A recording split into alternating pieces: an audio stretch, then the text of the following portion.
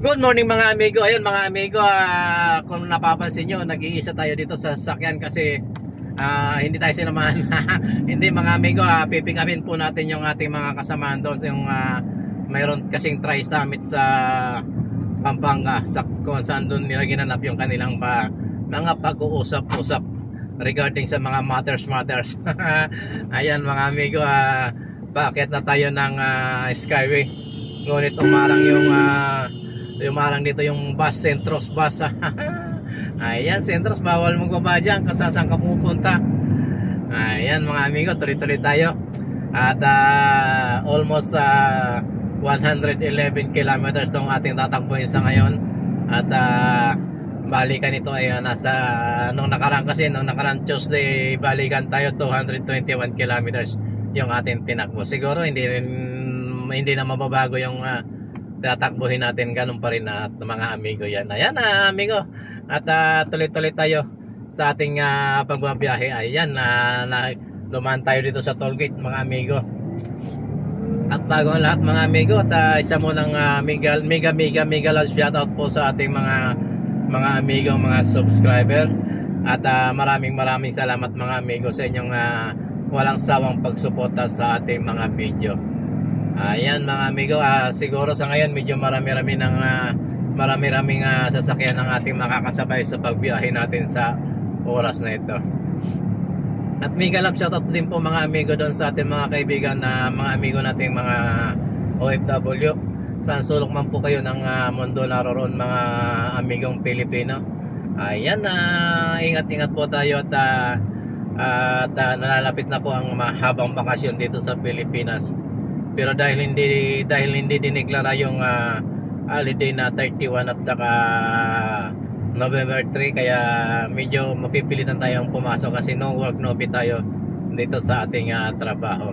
Ganyan talaga ang buhay dito sa Pilipinas. Kailangan mong magtrabaho kahit na gusto mo magpahinga naman. Ayan mga amigo, at kain muna tayo ng candy dahil medyo malayo pa naman yung ating travel mga amigo. Siguro pag hindi matraffic mga alas 9 doon na tayo sa o kaya past 9 na nasa Subic, nasa Clark na tayo. Pero pag matraffic siguro mga 10:30 or before 11 o'clock na doon na tayo sa Clark, Pampanga. Ayan mga amigo, na kung napapansin nyo, wala tayong kasama kahit isa. Yan makikita nyo yung mga itim na upuan lamang mga amigo. Kaya tayo nagbablog pag tayo bumabiyahe amigo, kasi para ma-maintain natin yung ating monetization, na hindi mawala yung monetize natin. Kahit pa sa isang video mga amigo, sa isang araw, okay na yan. Basta tuloy-tuloy lang tayo at papasa ang bata. Pag medyo hindi na tayo busy sa ating trabaho, yun, bibigyan na natin siya ng oras yung ating pagbablog. Kasi yung pagbablog mga amigo, hindi naman talaga siya dapat inaasahan, kundi ginagawa na lang nating libangan. Pero kung siguro yung ang content natin ay yung mayroon tayong sariling content, yung kumbaga makakatulong sa kapwa, siguro magbo-boom yung ating channel. Kaya lang siyempre kailangan mo ng bumuhos ng time, at saka siyempre kailangan mo rin siguro ng konting puhunan, kasi gagastos kasi yung mga pupuntahan. Ayan mga amigo, nandito na tayo ngayon sa may parte ng Maynila. Nasa Skyway pa rin tayo. Medyo mabagal nga lang ang takbo natin dito kasi mayroong speed limit dito na 60 kilometers per hour lang ang pinapayagan ng pamunuan ng South Luzon Expressway or SLEX. Ito nga palang dinadaan natin amigo, ay State Street ng South Luzon Expressway. Pag umakyat ka gaya na umakyat tayo ng Makati Buendia, tuloy-tuloy to hanggang doon sa may Balintawak. Doon na tayo bababa sa Balintawak. Kaya less traffic din naman, malaking tulong sa mga travelers or mga bumabiyahe sa papunta ng north or papunta ng south. Dito yung northbound natin na ngayon medyo kakaunti yung sasakyan, hindi kagaya nung nasa lubong natin na papunta ng south. Medyo volume yung sasakyan niya, kaya lang hindi natin ipapakita muna, mamaya siguro. Ayan, medyo mabilis-bilis ngayon yung biyahe natin kahit na limited yung speed limit. Mayroong speed limit dito na 60 km per hour dahil wala nga siyang masyadong sasakyan. Hindi mo na kailangan mamrino, bibitawan mo na lang yung accelerator at kusa na siyang babagal ng konti. Ayang buhay driver mga amigo, talagang ganyan ang buhay. Pag tayo nautusan, kahit saan sulok ng Pilipinas yan, basta kaya natin. Masakit ang lalamunan ni amigo sa kakadaldal mag-isa. Ayan mga amigo, at maraming salamat sa inyo sa mga patuloy na naniniwala sa ating mga video. Thank you po sa mga supporters natin. Maraming salamat. At doon sa mga tunay na subscriber, kasi nung tayo nagsisimula pa lamang dito sa YouTube, ang daming yung tinatawag na hindi organic friends sa ating pumasok sa atin doon noon. Kaya medyo matagal na tayo nag-YouTube, pero hindi kagaya ng iba na kumikita ng sabihin natin okay lang ang kita nila, at least nakakatulong sa kanilang pamilya. Pero ang inyong amigo, bibihira po tayong makasahod. Since mamonetize tayo, hindi pa tayo nakakasahod ng medyo maganda-ganda dito sa YouTube. Kasi hindi naman tayo full time. Mahirap kasi kagaya ng inyong amigo, nagpapaaral tayo ng ating mga anak bilang responsibilidad natin sa ating pamilya. Kaya hindi mo pwedeng ilagay sa alanganin yung pagpapaaral, or hindi mo pwedeng i-focus doon yung i-focus dito sa pag-YouTube or paggagawa ng content yung sarili. Kasi kaya nga sabi ko, meron tayong obligasyon sa ating pamilya na mapagtapos natin yung ating mga anak sa pag-aaral. Actually mga amigo, isa na lang ang pinag-aaral ng inyong amigo with siguro mga 2024.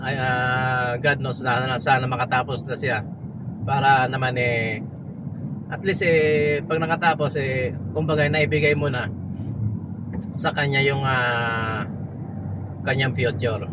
Bahala na sila kung paano nila gagamitin yung pinag-aralan nila, kung paano kumita ng pera. At least nandoon na, may hawak na silang diploma para magamit nila sa paghahanap buhay or pag-build ng family. Kasi yung bilang magulang, malaking achievement po para sa akin yung mapagtapos ko yung aking mga anak sa pag-aaral. Kumbaga napakalaking achievement po yun, yung mapagtapos mo yung iyong anak sa pag-aaral bilang isang magulang. At kagaya natin, medyo hindi naman tayo stable sa ating trabaho.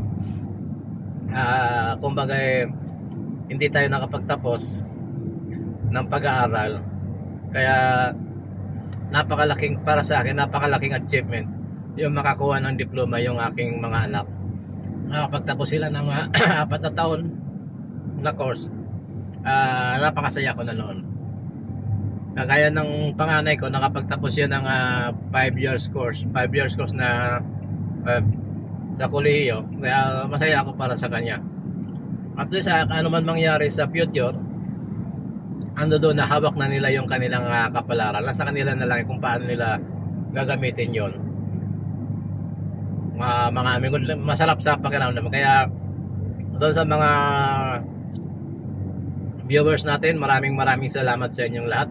Bagamat hindi tayo masyadong kumikita dito sa pag-YouTube, ginagawa lang po natin to. Para kung sa mga ganitong biyahe, malalayo or medyo kumbaga malungkot yung pagta-travel mo dahil wala kang mga kausap. At least sa ito paano, nakakausap mo pa rin yung sarili mo. Ayan, patay tayo dyan. Sana naman wag natin kakausapin yung sarili natin habang naglalakad tayo mag-isa at walang nakatutok na camera dahil paghihinalaan na tayo ng hindi maganda ng ating mga kababayan. Ayan. Nandito na tayo mga amigo sa party ng Quezon City. Gaya ng nasabi ng inyong amigo, nagpapasalamat ako sa Panginoon kahit na maliit ang sweldo. Kumbaga kung kwentahin natin, talagang hindi sasapat. Lalo pag mayroon kang nag-aaral na kolehiyo. At saka alam nyo na yung mga bilihin, siyempre kasama yun sa budget natin sa araw-araw. Siyempre habang nagtatrabaho, kailangan mo lang kumain ng candy, uminom ng tubig, kumain kung may pagkain. Ayan. Kaya minsan nagtsatsaga tayo doon sa ulam ng mga dilata para makatipid lang, para makapagtapos yung ating mga anak. Sa atin okay na yon. Ang iniisip lang ng inyong amigo yung kasiyahan ng mga anak, yung kasiyahan ng pamilya. Kasi pag nakapagtapos sila, salamat sa Diyos at kahit paano pag-aralan lang nila kung paano nila gamitin yung pag-aaral sa kanilang future. Ayan mga amigo, at medyo marami nang nasabi ang inyong amigo at maraming salamat po sa inyo mga suporta, at sana pagpalain kayo ng Panginoon at ingatan sa lahat ng oras mga amigo. Ayan amigo, at sa ngayon nandito na tayo sa may Quezon City. Medyo nasa exit na tayo ng Skyway at lalabas na tayo ng Skyway, pupunta na tayo ng North Luzon Expressway. Ayan mga amigo, magbibideo tayo doon ng konti at para mayroon tayong kumbaga ma-store,